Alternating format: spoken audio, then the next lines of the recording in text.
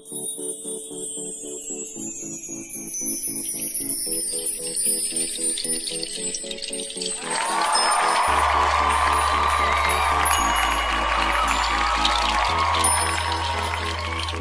సహాయము చేయవాడను నేనే. యెషయా 41 అధ్యాయము 10వ వచనం. నేను నిన్ను ఉపేక్షింపక ఏర్పరచుకుంటున్నయు నేను నీకు చెప్పి ఉన్నాను. నేను నీకు తోడై ఉన్నాను, భయపడకుము. నేను నీ దేవుడనై ఉన్నాను, దిగులు పడకుము.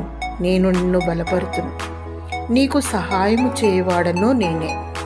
నీతి అను నా దక్షిణ హస్తముతో నిన్ను ఆదుకొందును. కరువు కాలములో ఏమి తిందుమో ఏమి త్రాగుదుమో అని ఆలోచించకు, అధైర్యపడకు. నిన్ను పిలిచిన వాడు నమ్మదగినవాడు.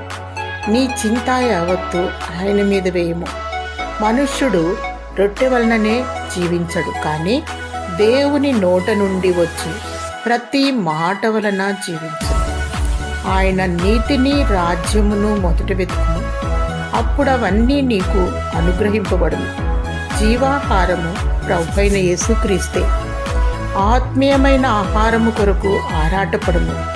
పరలోక రాజ్యము కొరకు ప్రయాస కలిగి ఉండుము. దీన మనస్సుతో దేవుని పాదముల చెంత మొరపెట్టుము.